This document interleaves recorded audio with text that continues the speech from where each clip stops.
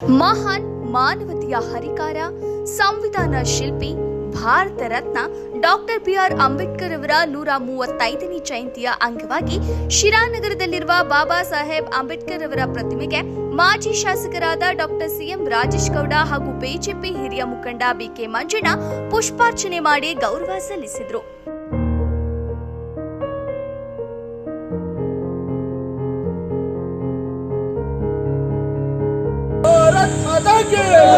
बाबा साहेब अंबेडकर की, बाबा साहेब अंबेडकर की, मानवतावादी अंबेडकर की.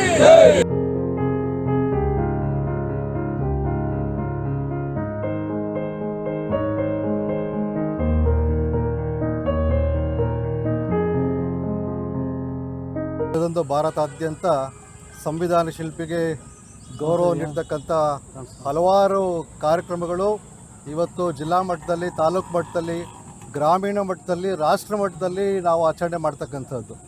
ನಾವು ಯಾಕೆ ಆಚರಣೆ ಮಾಡ್ತಿದ್ದೀವಿ ಅಂತ ಹೇಳಿದ್ರೆ, ಇವತ್ತು ಪ್ರಜಾಪ್ರಭುತ್ವಕ್ಕೆ ಅದೇನು ಪ್ರಜಾಪ್ರಭುತ್ವ ಅಂತಕ್ಕಂತಹದ್ದು ಒಂದು ಶಿಖರವಾದರೆ ಆ ಶಿಖರದ ಒಂದು ಬುನಾದಿ ಸಂವಿಧಾನ. ಅಂತಹ ಸಂವಿಧಾನವನ್ನು ಕೊಟ್ಟಂತಹ ಬಾಬಾ ಸಾಹೇಬ್ ಅಂಬೇಡ್ಕರ್ ಅವರ ಸ್ಮರಣಾರ್ಥ ನಾವೆಲ್ಲರೂ ಭಾರತೀಯರು ಒಟ್ಟಾಗಿ ಜಾತ್ಯತೀತವಾಗಿ ಎಲ್ಲರೂ ಕೂಡ ಸೇರಿ ಈ ಕಾರ್ಯಕ್ರಮವನ್ನು ಆಚರಣೆ ಮಾಡ್ತಿರ್ತಕ್ಕಂಥದ್ದು. ಇವತ್ತು ಸಂವಿಧಾನ, ಪ್ರಜಾಪ್ರಭುತ್ವ, ಸಂವಿಧಾನ ಎರಡು ಜೊತೆಯಾಗಿ ನಡೀತಕ್ಕಂಥ ಜೋಡಿ ಎತ್ತುಗಳು ಅಂತಲೇ ಹೇಳ್ಬೋದು. ಜೊತೆಯಾಗಿ ಮುಂದೆ ಸಾಕ್ತಕ್ಕಂಥ ಎರಡು ಪ್ರಮುಖವಾದ ಅಂಗಗಳು ಇವತ್ತು ಸಂವಿಧಾನದ ಪೀಠಿಕೆ, ಪ್ರಿಯೆಂಬಲ್ ಅಂತ ಹೇಳ್ಬಿಟ್ಟು ಏನು ನಾವು ನೋಡ್ತೀವಿ. ಪ್ರಿಯೆಂಬಲಲ್ಲಿ ಕಡೆಯಲ್ಲಿ ಬಾಬಾ ಸಾಹೇಬ್ ಅಂಬೇಡ್ಕರ್ ಅವರು ಬರೀತಾರೆ, ನಮಗಾಗಿ ನಾವು ಸಾರ್ವಜನಿಕರಾದ ಭಾರತದ ಸಾರ್ವಜನಿಕರಾದ ನಾವು ನಮಗಾಗಿ ನಮಗೋಸ್ಕರ ಅನುಮೋದಿಸಿ ಅಂಗೀಕರಿಸಿ ಜಾರಿಗೆ ತಂದಿರತಕ್ಕಂಥ ಸಂವಿಧಾನ ಅಂತಕ್ಕಂಥದ್ದು. ಎಂಥ ಸುಂದರ ಪದಗಳನ್ನ ಬಾಬಾ ಸಾಹೇಬ್ ಅಂಬೇಡ್ಕರ್ ಅವರು ಬಳಸಿದ್ದಾರೆ. ಪ್ರಜಾಪ್ರಭುತ್ವದ ನಿಜವಾದ ಅರ್ಥ ಇದು. ಯಾಕೆಂದರೆ ಇತರೆ ರಾಷ್ಟ್ರಗಳಲ್ಲಿ, ಪ್ರಜಾಪ್ರಭುತ್ವದ ರಾಷ್ಟ್ರಗಳಲ್ಲಿ ಹೋದರೆ ಸಂವಿಧಾನವನ್ನು ಆ ಸರ್ಕಾರ ಮಾಡಿರುತ್ತೆ, ಅಥವಾ ಒಂದು ದೇಶದ ಒಂದು ಸರ್ವೋಚ್ಚ ನಾಯಕರು ಯಾರಿರ್ತಾರೆ ಅವ್ರ ಹೆಸರು ಇರುತ್ತೆ. ಆದರೆ ನಮ್ಮ ದೇಶದಲ್ಲಿ, ಪ್ರಜಾಪ್ರಭುತ್ವ ದೇಶದಲ್ಲಿ ಪ್ರಜೆಗಳು ರೂಪಿಸಿದಂಥ, ಅನುಮೋದಿಸಿ ಜಾರಿಗೆ ತಂದಿರ್ತಕ್ಕಂಥ, ಅಸ್ತಿತ್ವಕ್ಕೆ ತಂದಿರತಕ್ಕಂಥ ಸಂವಿಧಾನ ಅಂತ ಹೇಳ್ಬಿಟ್ಟು ಬಾಬಾ ಸಾಹೇಬ್ ಅಂಬೇಡ್ಕರ್ ಅವರು ಹೇಳ್ತಾರೆ. ಈ ಸಂವಿಧಾನದಲ್ಲಿ ಏನು ಜಸ್ಟಿಸ್ ಅಂದರೆ ನ್ಯಾಯ, ಮತ್ತು ಲಿಬರ್ಟಿ ಸ್ವತಂತ್ರ, ಈಕ್ವಾಲಿಟಿ ಸಮಾನತೆ, ಜೊತೆಯಲ್ಲಿ ಒಂದು ಸಾರ್ವಭೌಮತ್ವ, ಜೊತೆಯಲ್ಲಿ ಎಲ್ಲರೂ ಕೂಡ ಒಟ್ಟಾಗಿ ಮಾಡ್ತಕ್ಕಂಥ ಒಂದು ಅವಕಾಶವನ್ನು ಮಾಡ್ಕೊತಕ್ಕಂಥ ಒಂದು ವ್ಯವಸ್ಥೆಯನ್ನು ಸಂವಿಧಾನ ಮುಖೇನ ನಮ್ಮ ಬಾಬಾ ಸಾಹೇಬ್ ಅಂಬೇಡ್ಕರ್ ಅವರು ಕೊಟ್ಟಿರ್ತಕ್ಕಂಥದ್ದು. 1935ರಲ್ಲಿ ಇಂಡಿಯನ್ ಗೌರ್ಮೆಂಟ್ ಆ್ಯಕ್ಟ್ ಅಂತ ಏನಿತ್ತು, ಅದರಲ್ಲಿ ಎಲ್ಲರಿಗೂ ಕೂಡ ಮತ ಯಾಚಿಸಲು ಅವಕಾಶ ಇರಲಿಲ್ಲ, ಮತ ಯಾಚಿಸಲು ಹಕ್ಕುಗಳು ಇರಲಿಲ್ಲ.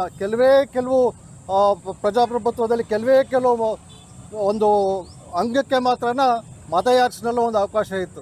ಆದರೆ ಬಾಬಾ ಸಾಹೇಬ್ ಅಂಬೇಡ್ಕರ್ ಅವರ ಒಂದು ಸಂವಿಧಾನದ ಒಂದು ಪೂರಕವಾಗಿ ನಮ್ಮೆಲ್ಲರಿಗೂ ಕೂಡ, ಇವತ್ತು ಭಾರತೀಯರು ಯಾರಿದ್ದಾರೆ ಎಲ್ಲರಿಗೂ ಕೂಡ ಮತ ನಾವು ಹಾಕಲು ಒಂದು ಅವಕಾಶ ಮಾಡಿಕೊಟ್ಟಿರ್ತಕ್ಕಂಥದ್ದು. ಈ ಸಂವಿಧಾನದಲ್ಲಿ ನಾವೆಲ್ಲರಿಗೂ ಕೂಡ ಸ್ವತಂತ್ರ ಜೊತೆಯಲ್ಲಿ ಕೆಲವಾರು ಕರ್ತವ್ಯಗಳನ್ನು ಬಾಬಾ ಸಾಹೇಬ್ ಅಂಬೇಡ್ಕರ್ ಅವರು ಕೊಟ್ಟಿರ್ತಕ್ಕಂಥದ್ದು. ಯಾಕೆಂದರೆ ಸ್ವತಂತ್ರ ಎಷ್ಟು ಮುಖ್ಯವೋ ಪ್ರಜಾಪ್ರಭುತ್ವ ರಾಷ್ಟ್ರದಲ್ಲಿ, ಕರ್ತವ್ಯಗಳು, ಹಕ್ಕುಗಳು ಅಷ್ಟೇ ಮುಖ್ಯ ಅಂತಕ್ಕಂಥದ್ದು. ಸ್ವಾತಂತ್ರ್ಯವನ್ನು ದುರುಪಯೋಗಪಡಿಸ್ಕೊಂಡು ಹಕ್ಕುಗಳನ್ನು ಚಲಾಯಣೆ ಮಾಡ್ತಕ್ಕಂಥ ಒಂದು ಸನ್ನಿವೇಶ ಬರಬಾರ್ದು ಅಂತ ಹೇಳ್ಬಿಟ್ಟು ಬಾಬಾ ಸಾಹೇಬ್ ಅಂಬೇಡ್ಕರ್ ಅವರು ಆರ್ಟಿಕಲ್ 19ನಲ್ಲಿ ಈ ದೇಶದಲ್ಲಿ ನೀವು ಮುಕ್ತವಾಗಿ ಓಡಾಡಲು ಅವಕಾಶ ಇದೆ, ಮುಕ್ತವಾಗಿ ಮಾತಾಡಲು ಅವಕಾಶ ಇದೆ, ಮುಕ್ತವಾಗಿ ತಮ್ಮ ವ್ಯಾಪಾರ ವಹಿವಾಟುಗಳನ್ನು ಮಾಡಲು ಅವಕಾಶ ಇದೆ, ಮುಕ್ತವಾಗಿ ಸಂಘವನ್ನು ಸೇರಲು ಅವಕಾಶ ಇದೆ ಅಂತಕ್ಕಂಥದ್ದು ಒಂದು ಅವಕಾಶಗಳನ್ನು ಕೊಟ್ಟಿರ್ತಕ್ಕಂಥದ್ದು. ಇಂಥ ಮಹಾನ್ ಪುರುಷನ ಇವತ್ತು ಜನ್ಮದಿನೋತ್ಸವವನ್ನು ನಾವೆಲ್ಲರೂ ಕೂಡ ಸೇರಿ ಆಚರಣೆ ಮಾಡ್ತಿರ್ತಕ್ಕಂಥದ್ದು. ಪ್ರಮುಖ ರೂವಾರಿಗೆ ಇವತ್ತು ಸಂವಿಧಾನ ರಚನೆಗೆ ಪ್ರಮುಖ ರೂವಾರಿ ಇಂಥ ಮಹಾನ್ ಪುರುಷ. ನಿಜಕ್ಕೂ ಕೂಡ ನಮ್ಮ ದೇಶದಲ್ಲಿ ಹುಟ್ಟಿ ಭಾಳ ಒಂದು ಕ್ವಾಲಿಫೈಡ್, ಅವರ ಒಂದು ನೀವು ಎಜುಕೇಷನ್ ಕ್ವಾಲಿಫಿಕೇಷನ್ ನೋಡಬೇಕು. ಅವರು ಸುಮಾರು 2 ಲೈನ್ಗಳು ಬರೀಬೇಕು, ಅಷ್ಟೊಂದು ಓದಿರ್ತಕ್ಕಂಥವ್ರು, ಜ್ಞಾನವಂತರು ಬಾಬಾ ಸಾಹೇಬ್ ಅಂಬೇಡ್ಕರ್ ಅವರು.